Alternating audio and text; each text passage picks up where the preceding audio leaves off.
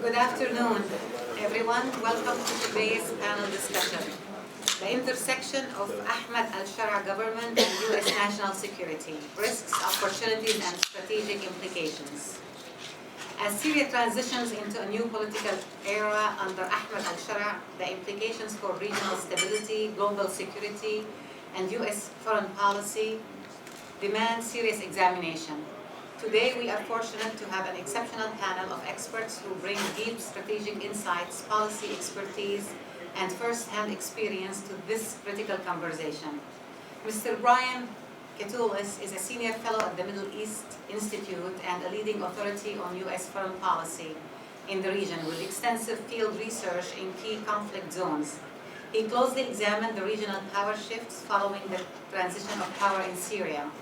A fluent Arabic speaker, he has advised congressional committees and provided a critical analysis on how the fall of the Assad regime and the rise of Ahmad Al-Sharaa will shape Syria's future. His work appears in the Washington Post, Los Angeles Times, and Middle East Policy. Mr. Bassam Barabandi is the co-founder of People Demand Change and a former Syrian diplomat with 14 years of experience in Syria, Diplomatic Corps. A vocal critic of the Assad regime, he defected during the 2011 revolution to advocate for democracy and human rights. His deep understanding of Syria's internal power structure and regional alliances make him a key voice in the risks and opportunities presented by the new government. His expertise has gained global recognition, and in 2023, the U.S. House of Representatives passed the Basam Barabandi Act to combat corruption worldwide. Thank you. And with that, let's begin. I have 6 questions. I'm going to ask both Mr. Katulis and Mr. Barabandi, and they are free to exchange opinions and answers. So my first question. In his first interview as Syria's president, Ahmad Al-Sharaa emphasized that Syria does not seek conflict with Israel and expressed a desire for peace though he highlighted the sensitivities surrounding historical conflict and the occupation of the Golan Heights.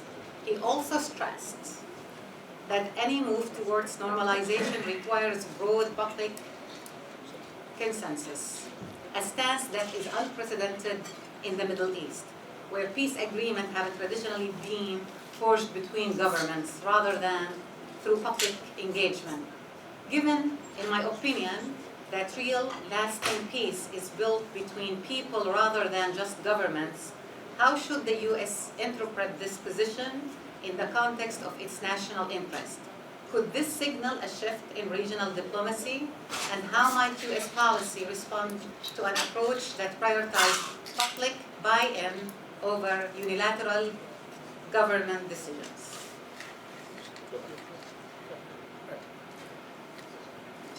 First, I want to thank all of you and for the organizers for bringing this group together. I've seen the program that you have today. I've glanced at the white paper that you've done, and I'll take a closer look at it. But I just want to say on a personal level, as someone who has lived and worked in the Middle East, and I've not visited Syria in decades, and I'm looking forward to going back to an open and free Syria soon, I want to express my full empathy and support for what you've done as a community, what I understand you're doing here, which is gathering people to lift up your voice and offer your perspective about what it will take to actually support your homeland to stand on its own. And that is a noble undertaking. We'll get into some policy questions here. I think Bassam, my friend, and I may agree on some things, may disagree on others, but my job is just to be an analyst. And I wanted to start, though, with that human and personal note, because my view on U.S. policy, which is what I focus on, is that multiple U.S. administrations have failed Syria and the Syrian people. And it's gone back decades, for many, many years, through different phases. And the fact that your community is coming together to lift up its voice can shape, I think, a new administration that is in its early weeks, that I think is still trying to find its way and its path in the Middle East. To answer your question about Ahmad Al-Shara's statement on Israel, I think it's too soon to evaluate what this actually means. What it means for him as a leader, but then what it means for the people of Syria. Top line, I think it definitely means that the old way of thinking under the Assad regime for decades is out the door. An old way that, in my view, was captured by Tehran and Iran and the axis of resistance.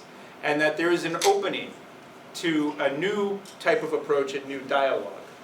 But I'm not certain that the region, let alone Israel, is ready for this moment. I'm not certain, to be frank, whether the new Trump administration, and it's not a partisan or ideological statement, but when I'm still trying to evaluate statements from President Trump about the status of the Gaza Strip, a place where I lived and worked for 2.5 years, and people I know, Palestinians I know, who, when they are discussed by the leader of the United States as if they're something to be moved aside for the sake of a real estate deal, it worries me. It worries me. So I think it's too soon to tell whether it is anything deeper behind the statements of this new leader of Syria. I think it's hopeful, but it requires so many tools of engagement. Engagement from the Syrian people to shape what this looks like. Engagement to discuss certain issues that some people in this town consider settled in terms of Israel's sovereignty over the Golan Heights. It needs diplomacy, it needs discussion.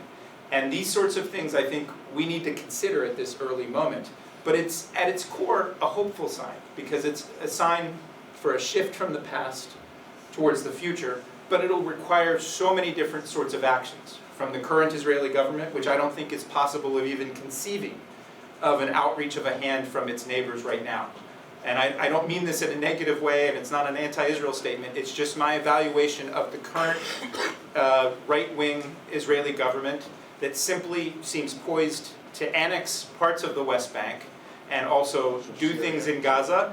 So I'm not certain that gesture from Al-Shara is something that the Syrian people would want to start a conversation with at this moment, because the conditions don't seem ripe. And then back to US policy, which I focus on, is that I do think there's an opening. I recently published a report with my colleagues about US policy on Iran, and I believe that US policy about Iran should actually seize this moment, not only in Syria, but in Lebanon and in other places, to actually engage with partners who want to oppose the axis of resistance and its down but not out, including in places like Syria.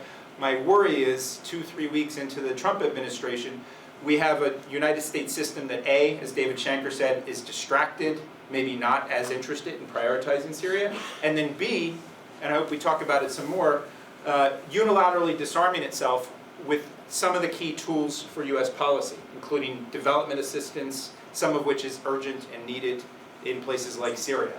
The lifting of sanctions in smart ways that incentivize the leaders of the new leaders of Syria. So I think it's a little too soon to tell to go towards Middle East peace between Syria and Israel right now, and there's a lot of work that needs to be done to help the Syrian people stand on their own and stand strong. That's good. I don't think I have much to add. Brian has said already on Syria.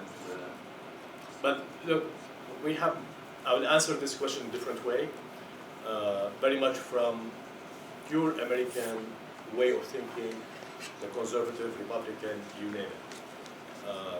Definitely, President Trump, he did Abraham Accord 1 in his days. I think there's so many people around him. They are hoping to have another Abraham Accord 2 in the region. Here, the focus is in Saudi Arabia. Syria, Lebanon is on the target with that. Trump personally, he would love to have a Nobel Prize for the peace in the Middle East. That's very emotional things for them, very sincere things for them. But let's look away, reverse way, how they are looking to us rather than what we are looking for them, what they are hoping for us, especially the Israelis. So the Israelis, they are still under shock of what Hamas did to them in October 7th. They are under that feelings that we were under attack. When Mr. Al-Shara came to Syria and became the president, the Israelis and the big part of the American elites, they're deep inside, they say, we don't need Hamas to be in Syria. We don't need a new version of Hamas to be in Syria. So how we deal with that cases? We are happy Iran is out. We are happy Russia half out. We are happy there is kind of stability. We didn't see any government collapse. We didn't see chaos. We didn't see civil war. That's great things. The functioning, the government is minimum is functioning with a minimum level, but it's functioning. So all the indicators that were keeping Assad alive didn't happen. So now they are questioning themselves. Can we deal with this new regime in Syria? Can we deal with the new administration in Syria? How can we watch them? How can we evaluate that things is going on forward? Definitely there's the word peace is always there in their back of their mind. The shape of peace is unknown. As Brian says, they think the Golan Heights is part of Israel and that's it. And I don't think this is something is acceptable by any Syrian. Regardless, we go forward with that.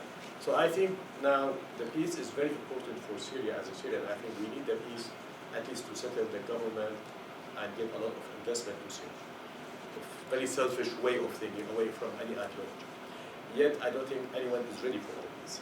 But the main thing that people are watching how Mr. Al-Shara is handling the government. Who is bringing to the government? Is this government will be for the Israeli and American? Is it will be evolution of Hamas thing, kind of Islamist in a new version in Syria? That will be disaster for Syria, and that will be harsh position from Israel towards Syria. Or in reverse, will this new Syria will be just normal Syrian, just normal Syrian, just normal Muslim Syrian, Russian Syrian, Druze Syrian, Alawite Syrian? That's what they are watching now. So all his speeches, it was, and still is perfect, it matched all the boxes, but I think they are going much deeper than his speeches. And that will add value, increase or decrease the kind of engagement between the American administration with Mr. Al-Shara or with the Syria that will accelerate or the opposite of the sanction things. That's exactly how they are measured the things. So that's Thank you. At least in my opinion, good rhetoric starts everything first, and then action comes second. We as Syrians were used to very much different rhetoric from Assad regime than what we are hearing from Al-Shara government. Now to my second question. With the collapse of Assad regime and the formation of a new Syrian government, Russia faces a shifting landscape in Syria. While Moscow previously leveraged its military and political influence to prop up Assad, it now has to navigate relations with Ahmad Al-Sharaa government, which may not be as dependent on Russian support. Given Russia's economic constraint due to the war in Ukraine and its reliance on Syrian military infrastructure, how do you see Moscow adjusting its strategy in Syria? Will Russia double down on its presence? Or could this transition open avenues for the U.S. and its allies to limit Russian influence in the region? I don't think this Russian decision is Mr. Al-Shara or Syrian government decision to decide what kind of relation we will have with Russia in the future. Khamenei base is very strategic for Russia. It's not for Syria because all their army, Russian army operation in Africa, it comes through Khamenei. So Khamenei is very important transitional hub from Moscow to Africa, for example. So for them, Khamenei is essential part of their regional or international operation in the world. But again, it's not up to them to decide that we are staying or we are doubling down or not. They have a lot of steps I think they have to show for, number one, for Syrian people. They have to apologize openly. They have to reach out to the Syrian people. They have to compensate the Syrian people of what they did. That for Syrian people to people, you can't call policy. Politically, what they can offer to Syria in general, what they can offer economically. And there's a lot of things Russia, they should, if they want to double down, they should show all the goodwill toward the Syrian people and the Syrian government. Take it in your consideration, there's so many voices in the United States and in Europe, they put the condition that any, again, waiving sanctions on Syria that should be prerequisite that Russia should leave Syria. So I always say we don't need Syria to be a place of polarization between Europe and Russia or the United States and Russia. We hope Syria will be a place where these two countries or these regional powers or international powers that at least work together or at least not fight each other in Syria. It's bigger questions. Who can control the Russia position to say Russia good luck leave? Do we have Saddam too that say, "Khalas, I'm 100% with the US and Russia out and we get whatever rewarding"? Where's Turkey from that equation? Where's Saudi Arabia from that equation? So this is not purely Syrian decisions. It has to be in coordinating with so many factors, so many countries around the world. At the same time, Russia doesn't show anything. They, at least media-wise, they didn't say anything about Assad or Assad wealth or Assad investment in Russia, at least the minimum. They didn't say that we will cancel any unfair deal with the Syrian economic deals, investment that they have in Syria for free. They didn't mention anything to the public to say we have a case, at least for Syrian people to consider that we come back. At the same time, the Americans didn't show anything as well. But they say we are watching again. I don't think, again, Russia is in good position to bargain or to influence or to pressure on Syria to double down. I think it's 100% on the Syrian hands and Russia will come. I want to say three things about this Russia question. The first is one of history, but one that we shouldn't forget. We shouldn't forget that it was Moscow that backed the Assad regime in its murderous campaign that killed tens of thousands of innocent civilians. And that history, that recent history, should stay present with us, and I'm sure is in the minds of millions of Syrians who were forced out of their country or who lost family members to the brutality of the Assad regime.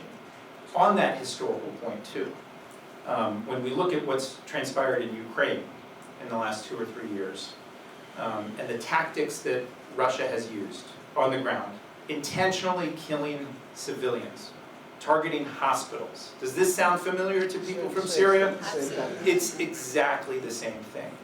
I would add to that, on the recent history, the use of propaganda to confuse the debates in the United States and in Europe, and to make people think that somehow freedom fighters, people who were trying to oppose the Assad regime, were simply equivalent to ISIS and terrorists. And that sort of propaganda and the twisting of facts was used in the Syrian civil war to induce paralysis in the United States. That same sort of propaganda, I submit to you, has been used in the last couple of years on the Ukraine war as well. And what worries me, again, not a partisan or ideological statement, it is still too soon to tell in the Trump administration. But when we have senior officials that are going in to this administration, like Tulsi Gabbard, who will be the director of national intelligence unless something dramatic happens, it should give all of us cause for concern, again, not to completely oppose this administration, but to raise questions about what the strategy will be to support the Syrian people. So that's the first point, and it's a recent history point. Second, and Bassam kind of said this, but I think we agree on this, is that I think the support networks that Syria and the Syrian people need will largely come from the community itself and more so from the region. And I think Turkey obviously will play a role. Saudi Arabia has stepped up. I spent much of last week in Oman and Abu Dhabi and came back, and I think it's a much mixed picture I'm happy to talk about there. But the main point is the way I read the Trump administration and its freezing of aid, its moves against the very national security institutions that America needs, I think, to stay strong in the world. I wouldn't bank on a lot of money coming from the United States, the government itself. We're in a different mode right now, and we're in a sense, I think, taking ourselves off the playing field. But we'll see, it's still too soon to tell. This regional network of support combined with what your communities can do actually can have a lot of power and can fill the gaps that are there, which is the last point I'd make about what Russia might or might not do. Nature abhors a vacuum. The international arena abhors a vacuum. I see Russia, like I see Iran today, as fundamentally weaker than it was a few years ago, on its back heels because of some unforced errors, overreaches. Both countries have done this. My worry as an American who believes that America should engage in countries like Syria deeply, and through economy, through diplomacy, and also through military and security support when warranted. My worry is the hesitations that we're seeing, the mixed signals that we see from this early administration, and we need to shape them to engage more, is that if we don't engage more, this will create an incentive for countries like Russia to fill that void. It'll create an incentive for Iran, which I believe is down, but not out in the region. And it's not simply, as many military analysts like to talk about it, it's not simply about how many troops we have in the country, though I do think that matters. What matters, and is often not articulated, and I think your white paper kind of sort of does this, but we need greater clarity, is what is done to help the Syrian people right now, that actually need economic support, that need things that will heal the divisions between different groups that were traumatized for decades by the Assad regime. And I don't see Russia playing that role on transitional justice, because again, going back to my first point, they aided and abetted some of the biggest crimes against the Syrian people. I don't see Europe doing it. It's divided and distracted. I happen to think the Americans can have a capacity to play a role to support the Syrian people, but the Syrian people have to do this, and we need to be behind you. Thank you very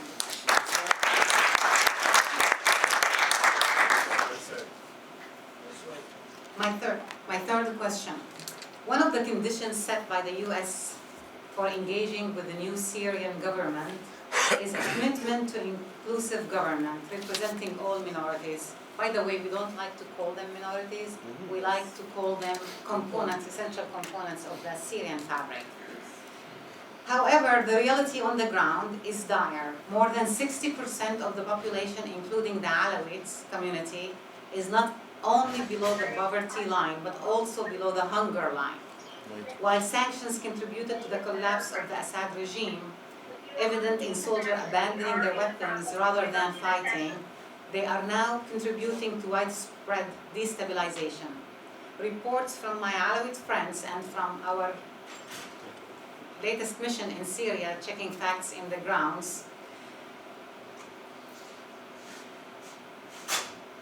indicate a surge in prostitution along the coastline, and the crisis among nearly 3 million former Assad soldiers, 90% of whom were Alawites, with no skills whatsoever beyond carrying arms. Hunger makes them vulnerable to recruitment as mercenaries by foreign actors like Iran, potentially undermining U.S. objective of preventing renewed Iranian influence in Syria. Given that U.S. national interest lies in a stable Syria that does not serve as a base for Iranian expansion or destabilization effort, should the impact of sanctions or social stability and security be a key factor in determining their removal or adjustment? I'll go first, and I'll be brief, and you can. I think absolutely. The sanctions regime that has been in place for decades, and some of it has been lifted, as you all are noting, many of it is not. And the question is, how do you actually use the lifting of these sanctions to incentivize steps in the right direction on the two things that you've highlighted, and I would add a third, the Syrian American Alliance for Peace and Prosperity. The third I would add is justice, that you can't get peace and prosperity without fundamental justice, because you need to heal the community from the traumas it experienced. And to me, America's addiction to sanctions as a tool, I understand why it arose. It arose over the last 25 years to try to incentivize the Iranian regime with very mixed results, still to this day, closer to an Iranian nuclear weapon. They were used in North Korea, which got nuclear weapons, despite the use of sanctions. And in many other instances where I think the potential leverage, and this is the key point I want to stress about U.S. policy, is that sanctions are an important tool because America has the strongest economy in the world and dominates the global financial system and banking system. It's as simple as that. And they are often used as a blunt instrument against the peoples of a particular country. And in this instance, we need actually smart, tactile policy that adjusts according to the conditions on the ground, that creates incentives for those leaders to make the right decisions, to move the country towards peace. Prosperity is the important thing, and justice as well. I would not avoid justice. And to me, I don't know what the interagency process, if there even is one, in the early Trump administration that's thinking through these moves. I think there's a general inclination that looks at the current government, and this is where we may disagree a little bit, but says this new government in Syria, it's sort of like a group of Islamists. It smells a little like maybe what we saw in Egypt for a couple of years with Mohammed Morsi. If you look again, I'm not quoting anyone in the Trump administration, I have many friends who've gone into it, but there'll be a hesitation there because they don't know if we can trust this new crew. Add to it, you look at the statements that President Trump and J.D. Vance, the vice president, made when the Assad regime fell. They said essentially uniformly we should stay the hell out, right? And then you hear the people who had served, and I don't know what David said, Schenker, in the previous panel, but I've heard him before and interviewed him on my podcast, which y'all should listen to, called Taking the Edge Off the Middle East. A little PR thing for myself there. But David was brilliant in that there was a hesitation in the first Trump administration and deep infighting over Syria policy and whether or not to keep troops there. So that hesitation, I think, is going to put them in the mode that U.S. foreign policy typically is. And this Trump administration is not right now on most issues. And it's the default policy of what is the status quo. To get what you want, actually, as I understand, and what your group's objective is, the removal of sanctions, you're going to have to actually help make a better case for the current leadership in Syria, and you're going to have to actually point to concrete actions that they've done to unify communities and to actually do what they can with the resources that they have, to unify command structures of different forces, and maybe we'll talk about the SDF and other things. But this requires, from the US side of things, and there are serious people in there, in the Trump administration, believe me. I know a lot of them, many of them are good friends. My worry is whether at the top there's going to be a focus of purpose and prioritization of this. And that comes back to you and your groups and why you're here on the Hill. And why I think this is correct, I saw your second day, that you have both Republicans and Democrats. And I plead with you to continue with that, because that's the only way we get things done as a nation, as Americans. Despite whatever your flavor is, and you can probably guess what mine is. Left, right, red, blue, I'm pretty purple. And I'm American from central Pennsylvania, and I'm a proud Eagle fan as well, too. So, yeah, there we go. Sorry, I'll stop with the rah-rah here. My serious point is on whether or not these sanctions will be lifted will be heavily dependent on whether the current leadership in Syria can demonstrate something more than good words, but actions that actually demonstrate goodwill, first and foremost, to its own people, an inclusivity of governance, a seriousness of purpose of rooting out corruption, as Bassam has fought for in his career here, and all of those things. But then it'll require one more step with this administration, which is focused on so many issues. Here at home, domestically, throwing illegal immigrants out and other things. It is to say this is why focusing on this issue and doing these steps will actually help America and benefit its national security interests. Could be. So I will add to what Brian has said already. Number one, if you look about the Caesar bill, the last paragraph of Caesar bill was written in 2016, 2017, the first draft.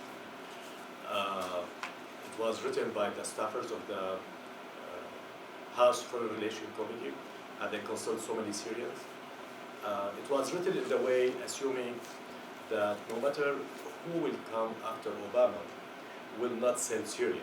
So they put precondition how the US will recognize any Syrian government and so forth. So just to make this very important point, this is not Biden administration conditions or Trump administration. This was written by the laws since a long time ago. This number one. Number two, I think we have to divide the sanctions into two different pieces. The pieces from 1979 to 2011. And that all the sanctions under that period, it was how Assad regime behavior in supporting Russia, Iran, Ahmad Al-Sharaa in general, the resistance movement, as they call it, North Korea, building missiles, building chemical of mass destructions, weapon of mass destruction, the chemical and the nuclear. So all that set of supporting terrorism in Iraq, the Mujahideen in Iraq, and the most important one is Syrian occupation of Lebanon. All this is one package from 1979 to 2011. Today, when all the Syrian officials, or we as a community, when we go to meet any officials and we say, this is done, this is khalas, it's from the past, why don't you act? Legally, the government of Syria should send a letter to the administration to say, based on your laws, as a Syrian, committed that 1, 2, 3, 4, 5 of the reasons of these sanctions that you did from 1979 till 2011 is done. It's not us. Us, we just make raising awareness, but the action is from Syrian government. It's not from us. If the Syrian government don't act, nothing will happen. One of my friends of the Treasury, he said even the Syrian government now, they should make case against the Treasury to say, you put X, Y sanctions on us because the Syrian army in Lebanon. Syrian army not anymore in Lebanon since long time, so why are you keeping it? Challenge, legal challenge. It's not about political challenge. Yeah. The central bank of Syria is different. I will talk about later. There's SALSA, the Syrian occupation of Lebanon laws. This has more items to destroy Syrian economy than the Caesar bill. If I want to choose which one I will go, if I have $1 million, which laws I will go first, don't go to Caesar. Caesar is irrelevant comparing to the Syrian occupation of Lebanon because legally they prohibited all the economic transaction between the United States and Syria, not Caesar. And when we go to that laws and you see about the items why designate Syria on that things, it's none of any items exist anymore. We have we have two separate states, we have embassies, our Syrian army is outside, and so on and so forth. There's no reason to keep it. So today, again, when we come here, me and Brian and others people who go to the Congress, we raise awareness of the fact that you should waive the sanctions. Waiving the sanctions is legal process. The government of Syria should do legal procedures. It's not only next statements. So this is from 1979 to 2011. I think more than 70 to 80% of that sanctions can be waived by the laws. Yani if they don't listen, we can make case against them, against the Treasury. And they advise us to make a case. The former expert, from 2011 till today, the whole set of sanctions was on Assad behavior towards Syrian people. The killing, torturing, and so on and so forth. And that's where we are talking about accountability, justice, money laundering, stopping money laundering, all that really, good governance structure, and so on and so forth. This, it cannot be moved. This now is inherited by Mr. Al-Shara or by the new government in Syria. So in order any government in Syria, no matter Mr. Al-Shara or whatever his name, be in Syria, they have to demonstrate to the US government or US law that we did 1, 2, 3, 4, 5. And accordingly, we can go back to the court, minimum court. If we don't want to do politics, we don't cannot reach to Mr. Trump and convince Mr. Trump for whatever reason. The court, because all these are legal action. So we can go back to fight it legally to say now we have inclusive government. We have a committee or institution or commission for transitional justice, Bassam. So when we have this kind of things, we can fight back on legal base rather than on political base or raising awareness. This is very, very important point. I mean, but the action is from the government, it's not from us. We are here. I think everybody did all that they can do in the last time to waive the sanctions on Syria, but it's very much it's legal things. For central bank, very important central bank. Central bank has been sanctioned under so many different laws. And funding terrorism, money laundering, corruption, supporting terrorist governments, terrorist groups. So there's so many laws that goes under the central bank. If you waive one of them, you have still 5. To waive the 5, it takes miracles. Usually the US, it's easy for them to impose sanctions, it's impossible for them to waive sanctions. This is the history of the US, except by miracles or by so my idea is central bank. Central bank today, they have bigger problem with the treasury. They don't know anything about central banks. They don't know any mechanism how the central bank is running. They don't know what kind of software they are using. central bank is cut from the SWIFT system. So they told me that if we have political decision as U.S. Treasury to waive the sanction on central bank, we need 2 years to waive the sanctions. We need to make it clear and declare that central bank, after waiving the sanctions, match the U.S. standard. And that we have to do a lot of training, a lot of software, a lot of know-how. We need to know the departments, how they send the money, what the procedure they send the money. So they were the advice again. Why don't you, the Central Bank of Syria, ask the Treasury to come and visit Damascus today? So many senior level of the government of America, they visit Syria. So why don't you invite technical team from the Treasury to come and visit the Central Bank and see, evaluate, and try to find some kind of roadmap to fix the Central Bank administrative ones, technical ones. So when the political decision is ready, we just move next day, rather than we wait till something happens. 2 more points, irrelevant but relevant. Syria is not poor. Syrian government asset in the world today, as far as I know, 100%, is more than $4 billion. Syria, today, What's 4 billion? $4 billion available today, Syrian asset in the world is $4 billion, 3 point something billion dollars available today. The government can bring it them back. The question, do they know they exist? Bye-bye. I have no clue. I don't know. But we cannot say we don't have the money. That's number 1. Number 2, there's Syrian central bank asset in the world. They are still available. And they need the Syrian government to ask for it, to ask all the central bank in the world, where's the money? We need our money, legal. This is Syrian, not Assad money, not Rami Makhlouf money. This is Syrian government money. We have $3.7 billion available. I know that. It's up to the government to use them. The bigger question for decision makers in DC and the central bank, is this legitimate government in Syria to give them the money? Will that the money will be spent in the benefit of Syrian people or not? Who come first? So Mr. Al-Shara, he said today in one of his broadcasts that we have kind of military stability, political stability, not political stability, stability, security stability, but we don't have economic stability.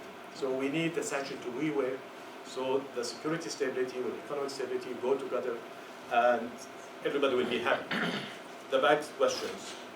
Can we trust you? Can we trust your government? Can we trust your appointee that you put already in the government? Or no? Are you moving right direction or no? That answer of this question will answer his request or the government request to freeze the money or unfreeze the money. So I think all the things is back to Damascus. I think I will spend more time. It's more about advising Damascus how to act rather than telling the administration that please waive the sanction on Syria. It's more Damascus. Finally, I think back into your questions. We have bigger question in Syria, big question in Syria. I think it's hidden. That where is the Syrian army? Where the intelligence forces? Where they disappear? We were talking about, before Assad failed, we were talking about at least 200,000 soldiers in Assad regime army and Mukhabarat intelligence. Simply they disappear. There's no one there. They just disappear. But that doesn't mean they are not exist. If we don't engage these guys with the justice, but we have to engage these guys as Syrian government, not us. If we don't engage all these people who feel they are insulted, humiliated, outside the power, just remember Sunni Shia in Iraq, how that works. We have to avoid that mistake. We have to absorb all these people in the new government in a way or other in order to have stability. If we just ignore them for economic reason, I think we just open the loopholes for Russia to come, to Assad to come, or Iran to come, to have more destabilization. Economy is very important, but still I think the balance should be correct. We cannot ignore part and not communicate with them and not reach out to them. Not only the Alawat, all Syrian components. كلنا عنا مظلومية. We all Syrian, we have Muslimin. Everybody has Muslimin. So the government should be the place, the platform to absorb all that Muslimin. Grievance or victimization. We need the government to have the platform to be enough, and the government, in order to achieve that goal, should be absorbing all components of Syrian community or component in the government itself. This government, the more the government is wide, I think the more society will be relaxed and vice versa. Thank you. I just want to mention, women's delegation were in Syria. We just came back 1 week ago, and we tried to check facts on the ground, and the way they are absorbing the military personnel, including the security apparatus, is to have reconciliation centers. So they have few, like more than 5 to 10, I think, in Damascus, reconciliation centers where all military personnel and security personnel come. They give their names, they surrender their weapons, and they are given security card that no one from the community should take any. I will be more frank. Yeah. So many people here in DC.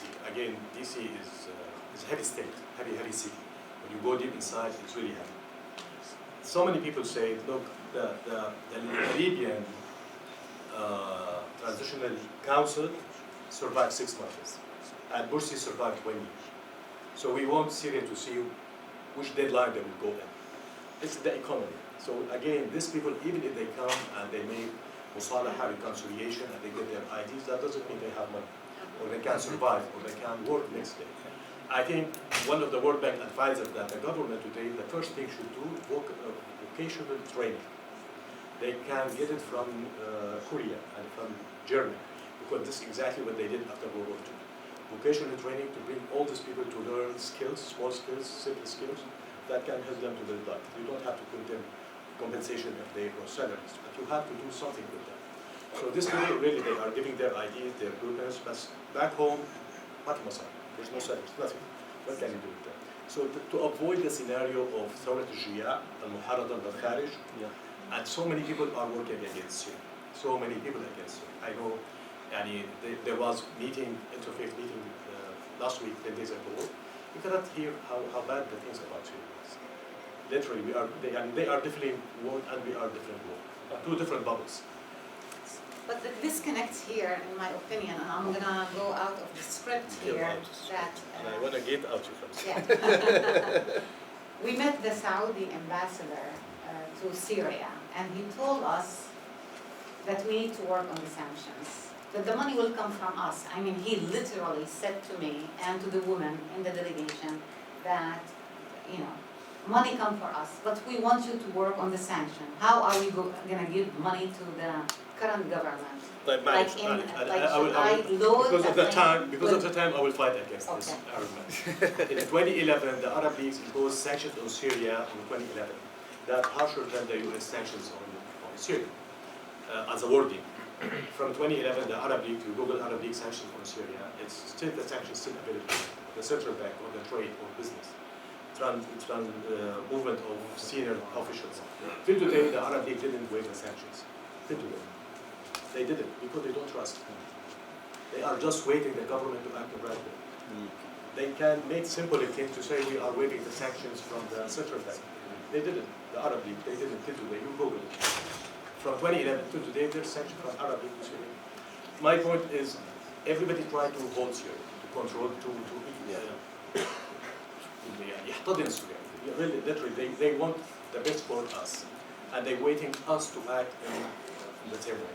If I could say, I wasn't in the room. So you went in But I talk to the Saudis pretty regularly, and in the discussions, I think with this new leadership that you see in Riyadh, it sounds to me like this is the excuse that they would use, the first excuse. So even if you were to lift the sanctions, I think the next condition would be, where are the mechanisms for transparency and making sure that this money is not, I'm saying this because of separate discussions I've had with Saudis about these fantastical notions of Israel-Saudi normalization and support they might provide to the Palestinians. Their condition, and the condition that you see increasingly from Arab Gulf states, is we don't want this to build villas in southern France. We want there to be some mechanisms that actually can verify where this money is going to. So what I'm saying is, maybe they'll say sanctions right now, but if you've got your dream of all US sanctions lifted, I would bet a lot of money that a lot of these people who have a lot of money would say, okay, there's another condition. We need to know which bank accounts this is going to? What are your mechanisms for accounting these funds to make sure that we don't get burned like we have for decades? And they're also experiencing a lot of their own financial, though wealthy, they have their own financial pressures as well. But this is all Syrians' conditions as well. This is not just like Saudi's condition. This is my condition. Right, it's the Syrian people, but what Yeah. Bassam, I understand him to be saying, and all of this, is that you need the people who are now leading in Damascus, not only to say these good words to leaders, but then to demonstrate here are the mechanisms. And my worry is, and again, I think you heard from my colleague Ibrahim Asil this morning, was on the program. He was in Syria. My other colleague, Charles Lister, just came back yesterday from Syria. They have their own views on different things, but I heard all of them. And I think the worry in particular from Charles is that you have a government in Syria right now that is saying all of the right things externally, but maybe doesn't have the capacity, or maybe doesn't have some of the will in place to actually deliver on some of these things in the long run. And it matches with what you're trying to say, I think, too. Yeah. What about your perspective about United Arab Emirates? You've been to Saudi Arabia. Have you been to the UAE? Yeah, I was there last week, and I mean, publicly and privately, it's not a mystery. They're on the fence.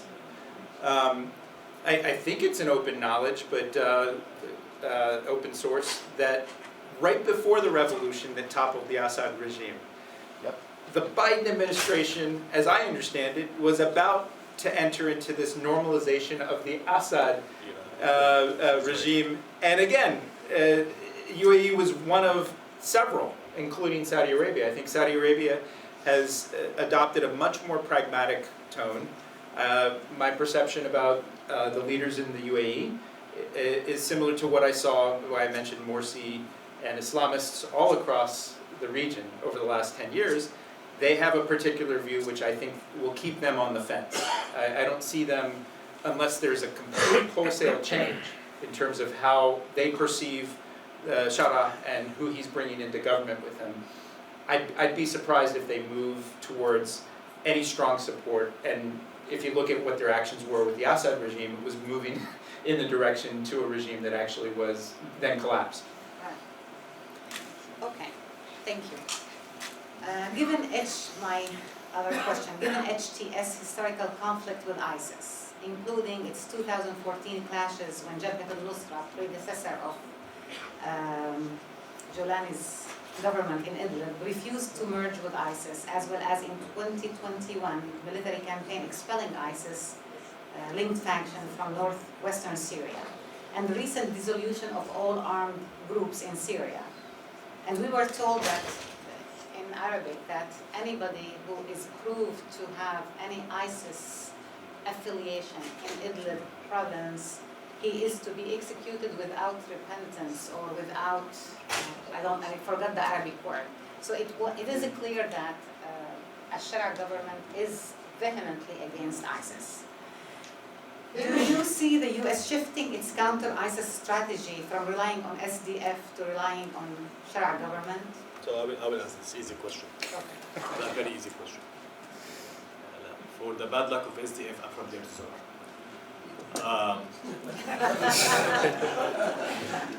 Look, away from all that history, politics is interest. Where the new government can serve the interests of the United States. This is what's important. History is history, is done. Today, the United States forces in Syria to achieve, it used to be to achieve a couple of targets. Counter Russia, counter Iran, counter ISIS, and now they're at Assad. So today there's no Assad, no Iran, Russia is very weak, and no more ISIS. There's no more sleeping cells of ISIS. Their operation goes down when Assad goes down, up to 90%.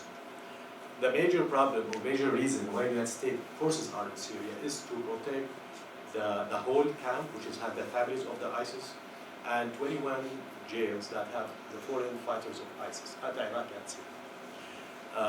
SDF is representing to the United States that we are the solo power on the ground that can work with you to solve all this problem. The question is why US Aslan originally are in Syria, because all these foreign fighters, their countries, they refuse to bring them back, because they don't have evidence, legal evidence to prove that they are ISIS. And that's where the Americans start. We cannot leave them because we have 50,000 ISIS. They can just one day become violated, and we have to stay forever. And we cannot work with Assad at that time. So there where we start. We cannot leave and we cannot work with Assad. Today, this new government, regardless where it background comes from, they can come to the United States, to the population, to say, "Nahna, as a new government, we will build new legal structure to put all these people on the trial under international monitoring system, under all international expert camp. And we as a Syrian government, Syrian forces, along with the international community, we will protect all these forces and we will protect all these jails and this Mukhayyam or whatever jails, and we will do the job for you guys." That offer, Iraq offered to the Americans with a price of $2 million per person. Wow. That offer in December, it's not long time ago. They offered $2 million to do that job for every single foreign fighters for Syria, which equal our today currency is $10 billion. If the Syrian government will do that, and the American will, they will be more than happy because we will release the 900 or 2,000 soldiers in Syria to go out. And we solve the problem of SDF, and we solve the problem of the Kurds and issue by the constitution. Again, the initiative is from Damascus. It's not from US, it's not from us. We can, this is an idea that exists. I know as a fact the Iraqi government proposed $2 million per foreign fighter to relocate them to Iraq. I think we can do the same offer. So if we are to advise the Syrian government, and we do have channels since we went there. They need legal expert. The legal guy who brings him, he doesn't know anything, unfortunately. They need some expert, international expert. We have Sam Dalla, we have so many Syrian expert, international expert. The guy they appointed yesterday, I don't think he fit that collective vote. I mean, I have personal problem with him because I know where he come from, but this is a different story. I think they need Syrian legal advisory people, expert, well-known, respected, and these people, they can write the notes, they can write this very much legal things and political things. The question, do we trust the Syrian army who come from different Islamic background? The answer we get from Turkey, from Saudi, we take it from Ukraine. It shouldn't be Syrian forces, it could be international forces in Syria, but leading by Syrian forces. The bigger question was the court. They didn't know what to do with these people. They cannot leave them, and they cannot send them back. Here we can say, we do them under Syrian law. We have the court, we have lawyers, we don't have, that's why why the government should be inclusive. It's much far beyond to control the power. The inclusive of the government will reshape Syria to where we want to. What's the definition of being inclusive?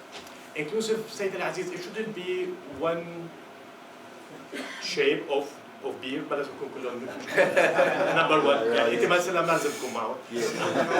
I think they should be elected. Part of the credibility. Any person when you go to the doctor visit على عيادة clinic, the first thing you go, who is Dr. Basam? And you see their profile. Does the profile make you feel comfortable with them? Same thing. The government, when deal with the government, they see who's this guy, whose background, what he did. When you see the people who are coming. Syria and inside Syria, they are really professional. We don't need too much expert from outside. The Syrian from outside is to upgrade what we have inside, just to make things fair for everyone. I think when international community, when the Treasury Department see that the note is coming from XYZ Syrian lawyers, and they check, they say, well, they are big lawyers in Dubai. They cannot say, well, they are serious. When we talk a right note for the population, as Syrian court, we can't do this. When they look at the name who wrote this, who part of that thing, they say, well, this is serious. When you write something unknown, you are unknown, unfortunately. You lose the credibility by the way of representation. Presentation is very important, who you are. Today, I know the model that Mr. Al-Shara, he talked more about the model. With full respect, maybe successful, not successful, it's the people who can make the judgment. Now we are talking about the whole Syria. Whole Syria, we have vacancies that can bring all Syrians to work. There should be no competition about who works what. I think they should be comfortable to deal with all Syrians, bring all the expertise from Syria. Syria needs everybody to come in. And they should have open mind and flexibility to absorb all the Syrians, to move Syria to forth. Assalam. Can I ask a question? I just have a final comment, and then we will take questions. I'm sorry. No, it's okay. It's fine. Yeah, good. Just go time. Time, Over 2/3 of Syrians living now at the hunger line, as I explained before. Could the removal of sanctions pave the way to rebuilding bridges between the U.S. and the Arab world, fostering goodwill and stability? Like, you know, there is... For sure, but also could the lifting of the freeze on foreign aid that was implemented in the first days of the Trump administration. Also could the process of gutting the U.S. Agency for International Development, which is happening as we speak. And these are people who have risked their lives in parts of Syria. All these sorts of tools, I think, are essential for engagement. It's not just solely about the lifting of sanctions. It could be one key piece, as I said earlier, as an incentive for the new leaders in Syria. But I'm of the view, and I'm not certain that this view will win out in the new administration. I think it could win out in Congress, which is why you guys are up here, is that Syria is essential. It's a centerpiece in the struggle for competing with the influence of countries like Iran and Russia, that we need to lift up the Syrian people so that they can stand on their own and make that case crystal clear, that this is not about handouts, it's actually helping you secure yourselves and your own self-interest, America.